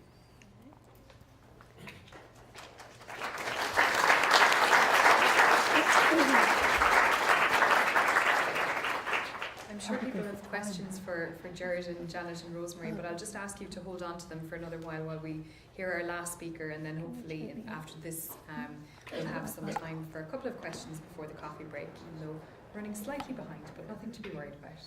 So I'd now like to introduce our final speaker in this panel, James Kingston, who's a legal advisor at the Department of Foreign Affairs and Trade. James is a graduate of Trinity College Dublin, the London School of Economics and King's Inns, and has worked at the Irish Centre for European Law, the Law Reform Commission and the British Institute of International and Comparative Law before joining the legal division of the Department of Foreign Affairs. So I'll hand over to James now to explain reservations and declarations to the treaty and what those mean.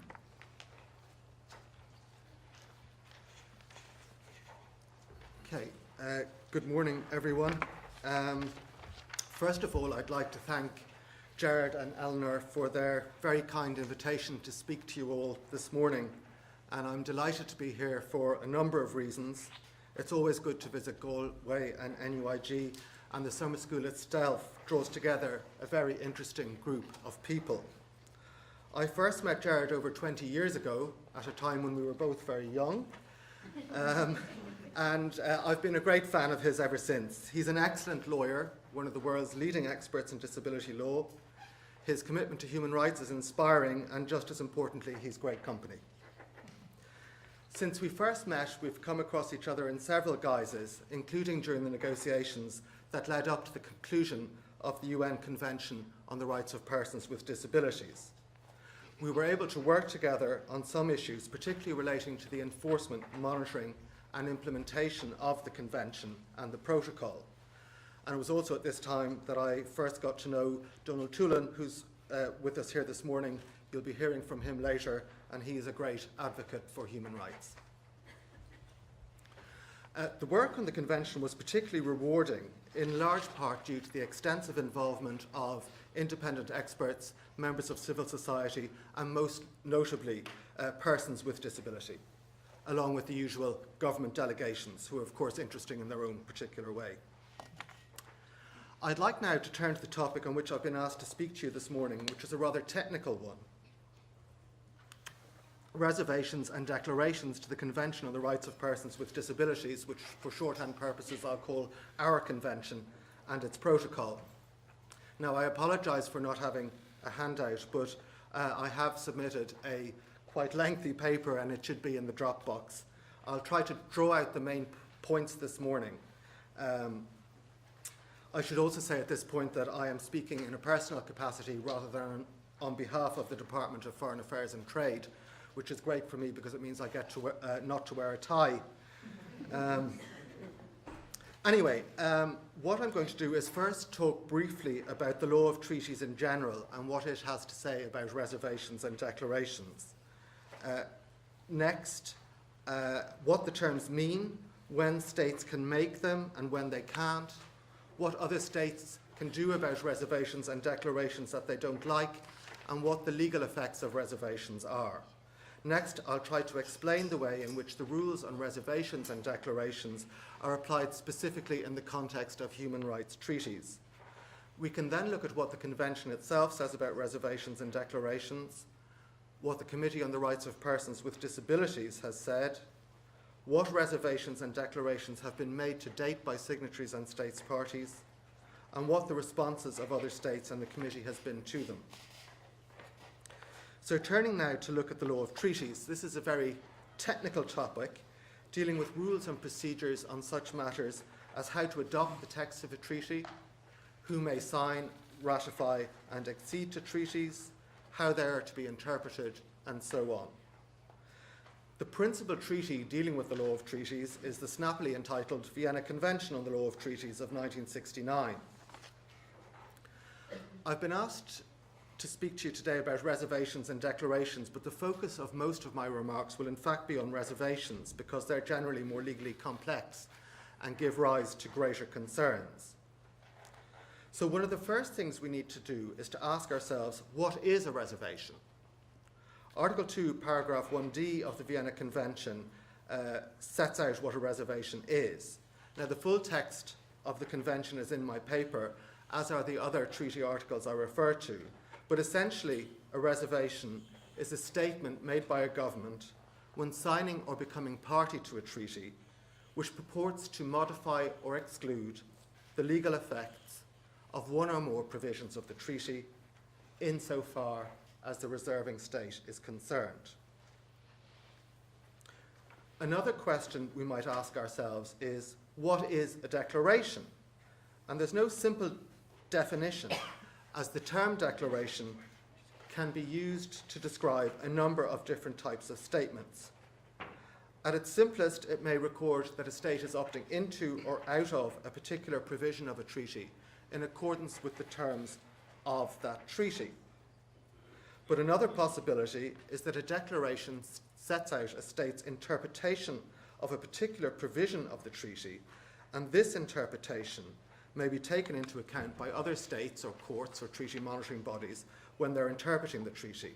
And these declarations are sometimes called interpretative declarations. Occasionally, a state will call a statement a declaration, but it will in fact be a reservation, sometimes called a disguised reservation.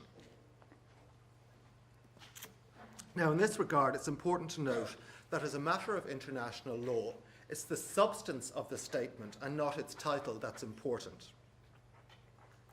And we'll see about that a little bit later. Sometimes it can be difficult to distinguish between an interpretative type declaration and a reservation. But the key thing is whether the state in question is simply expressing its view on what the correct or best interpretation of a particular treaty provision is, or whether it's saying that its acceptance of or consent to the obligation in question is conditional on this interpretation being accepted. So we've now looked at what the terms reservation and declaration mean, so we can turn to look at the rules governing when a state may make reservations and what other states can do if they don't like a reservation. Article 19 of the Vienna Convention deals with the formulation of reservations. And in essence, the general rule is that a state may make a reservation unless it is prohibited by the treaty in question, or, and it's a very big or, unless the reservation is incompatible with the object and purpose of the treaty. Similarly, however, the general rule is that other states are free to object to reservations, although in practice they generally won't do so unless they think that the reservation in question is incompatible with the object and purpose of the treaty. The general rules on acceptance and objections to reservations are set out in Article 20 of the Vienna Convention, and Articles 21 to 23 deal with other technical rules, and all of these are in the paper. These are general rules, as I've said, and they can be modified in particular treaties. For example, the states parties to a treaty can say that no reservations are permitted at all. But as we'll see shortly, the Convention on Disabilities and its protocol follow the general rules set out in the Vienna Convention. Now, before turning to look at the question of the legal effects of reservations that are contrary to the object and purpose of a treaty, I would like to say first that contrary to their popular reputation, not all reservations are bad all of the time, even when they're made in the context of a human rights treaty. Sometimes a state may wish to become party to a treaty, particularly an important and far-reaching one, such as our convention. But the state may know it's not currently in a position to meet all of the obligations contained in the treaty. And in such circumstances, it may choose to become party to the treaty with reservations. and this may be a better option than not ratifying the treaty at all or delaying ratification too much. But human rights treaties are, of course, a special case, and the UN treaty monitoring bodies, including the Committee on the Rights of Persons with Disabilities, discourage states from making reservations and ask that any reservation be regularly reviewed with a view to withdrawal as soon as possible. Now, I'd like to say a few words about reservations that are particularly tricky. These are the reservations that are contrary to the object and purpose of a treaty. It's difficult to define when a reservation is contrary to the object and purpose of the treaty, but the words of the International Law Commission may be helpful here. They say a reservation is incompatible with the object and purpose of a treaty if it affects an essential element of a treaty that is necessary to its general tenor in such a way that the reservation impairs the raison d'etre of the treaty. And we've heard already this morning from Gerard, Rosemary and Janet about the general object and purposes and raison d'etre of our convention. One common type of incompatible reservation is one that attempts to subject the obligations in a treaty to a system of law other than international law, be it domestic law or another system such as Sharia. Other reservations are so vague or broad or relate to such fundamental provisions of the treaty that the state making them is not really accepting the essence of the rules in any meaningful way. Incompatible reservations can arise with respect to any type of treaty, but the problem is particularly acute when it comes to human rights treaties. And this is because, unlike most normal treaties, we're not dealing simply with the obligations of states amongst themselves. In human rights treaties, we're dealing with the rights of individuals. And so the ordinary compromises that may be acceptable between states are not applicable in the case of human rights treaties.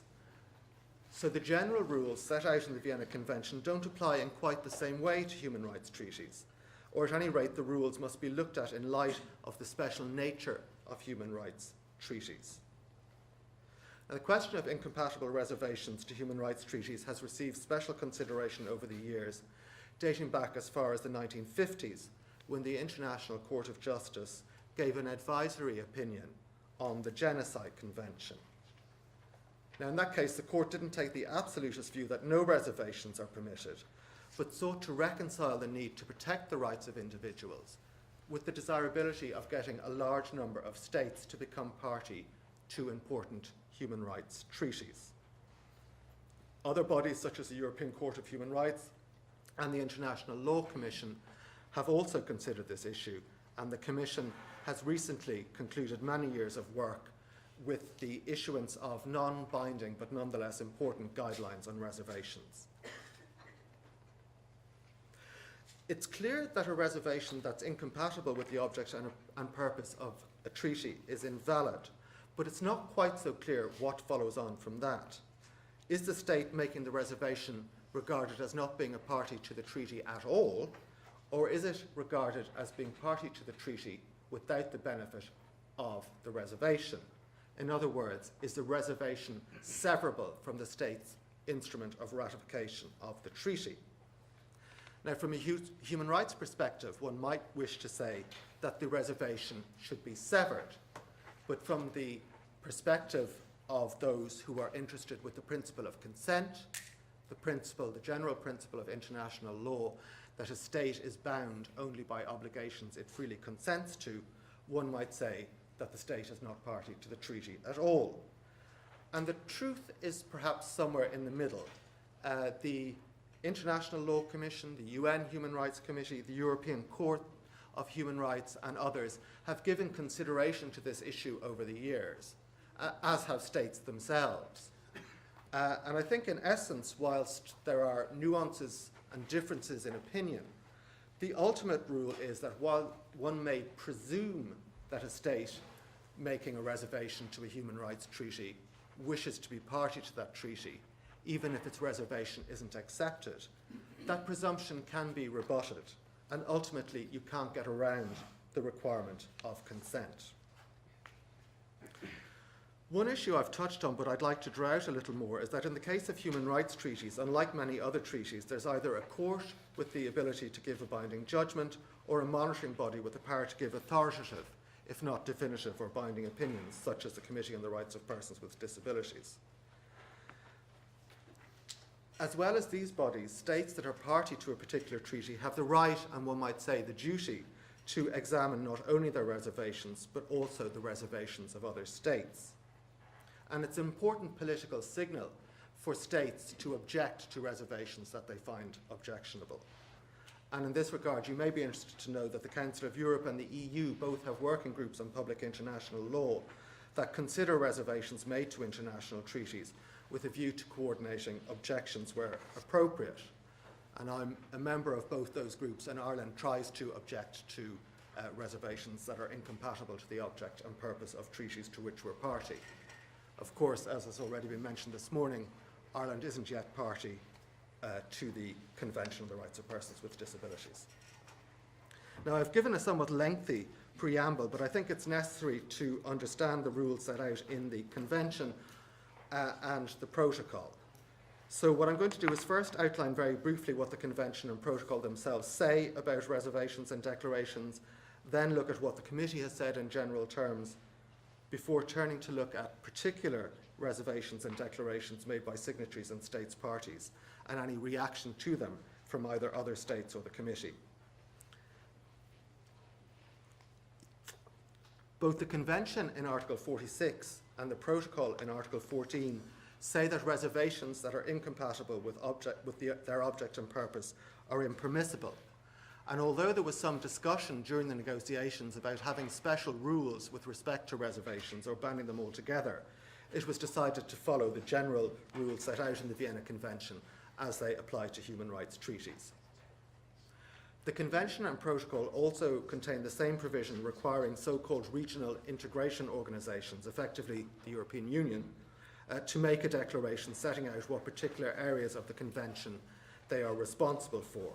So some areas such as employment and equality law, the competence for dealing with those has been transferred from individual EU member states to the European Union itself. And finally, Article 8 of the Protocol enables states parties to opt out of its provisions in relation to inquiries. So notwithstanding these particular provisions of the Convention and the Protocol, the Committee on the Rights of Persons with Disabilities has called on all states to ratify the Convention and the Protocol without reservations or declarations. And in its reporting guidelines, setting out how states are to comply with the periodic reporting requirements of the Convention, the Committee requires states parties to explain and justify their reservations and declarations and why it's necessary to retain them. And the Committee itself will then give them particular attention and comments specifically on them in the concluding observations it adopts, and will generally call for them to be reviewed and withdrawn if possible. So now time is getting on, but I'll turn now to look at the specific reservations and declarations made to the Convention and perhaps the Protocol. The Convention has 158 signatories and 147 states parties.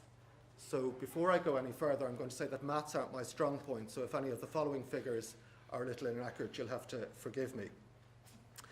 But on my estimate, some 34 states have made one or more reservations or declarations to either the Convention or the Protocol.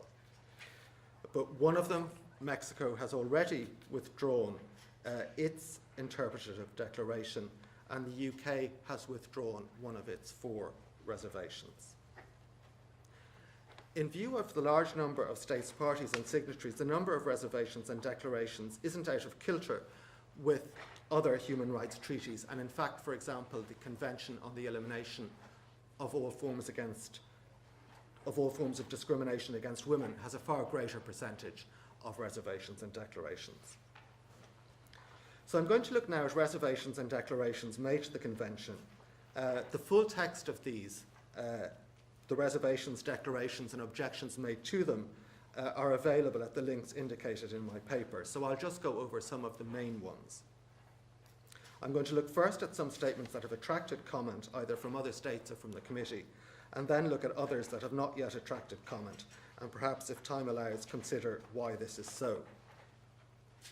A reservation made by El Salvador when ratifying the convention subjects its acceptance of the obligations under the convention to its constitutional requirements. And this is typical of one of the more concerning general reservations made to treaties. And it's been objected to by 8 other states parties, all of them from Europe, as it happens. Although the terms of the objections vary somewhat, the overall thrust is that such a general reservation, with reference to a system of law other than international law, is contrary to the object and purpose of the convention. Now, the number of objections is relatively small, and as I've said, all the objectors are from Europe. But this is fairly typical, although occasionally objections may be seen from states from other regions too. As well as the El Salvador Declaration, or reservation rather, objections have also been made by 10 states, 9 from Europe plus Mexico, to a reservation made by Iran, which relates to its statement that its obligations under the convention are qualified with reference to what it terms its applicable rules, which may include Sharia. The Iranian statement is entitled Interpretative Declaration, but the objectors regard it as being a reservation in substance, and they object to it for reasons similar to those given with respect to El Salvador's reservation. There's one or two other reservations like this, but I'll turn to look at another reservation, one made by Malaysia, which relates to Article 15 and Article 18 of the Convention, which relate to freedom from torture or cruel, inhuman, or degrading treatment or punishment, and to liberty of movement and nationality. And the objectors to this particular reservation express concerns about any reservation relating to such absolutely fundamental rights, and they regard that reservation as being incompatible with the object and purpose of the convention. And they're also concerned about the very broad language, very vague language used in the reservation.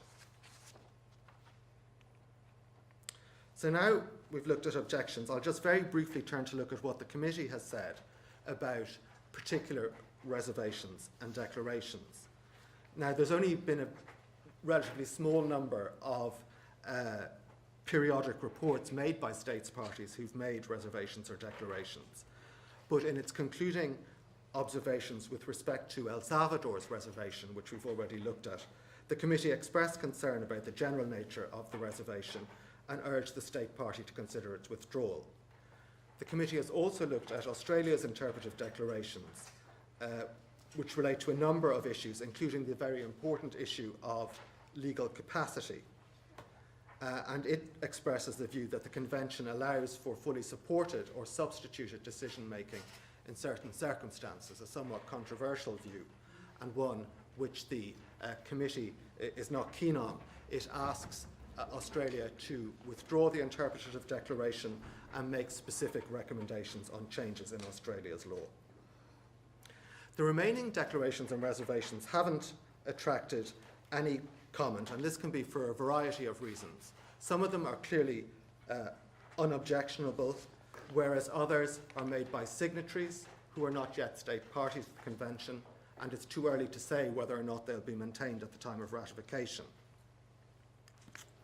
Other reservations and declarations have been made by relatively new states parties, and it may be that they'll be objected to in the future within the 12-month deadline for objections. Now, as I say, time is running against me.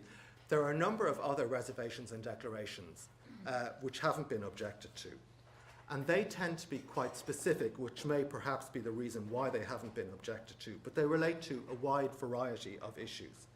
For example, Lithuania, Malta, Poland, and the Netherlands make reservations with respect to sexual and reproductive health. Importantly, for our purposes, the purposes of your discussions this week, Malta and Singapore make reservations in relation to voting and electoral law. Canada and Norway have made statements regarding capacity and decision-making that are not dissimilar to those made by Australia and Venezuela. Egypt and Syria have each made declarations relating to legal capacity that reflect their stance and the stance of other Arab states during the negotiations that led up to the adoption of the convention, and I think Rosemary has written on that, and the article is recommended in my paper. The committee itself can also be accepted to examine very closely all the reservations and declarations made by states parties when they're considering their periodic reports. As I say, time doesn't allow me to go into any more detail, but the important thing when looking at any particular statement is to look at the object and purpose of the treaty, as has been explained by Gerard, Janet and Rosemary, and see how that object and purpose is impacted on by the reservation or declaration that you're looking at. Now, my subject and this talk have been very technical, but I hope that it's been of some interest to you and that it'll help to equip you in your ongoing work to ensure the widest possible acceptance and implementation of our convention. Thank you.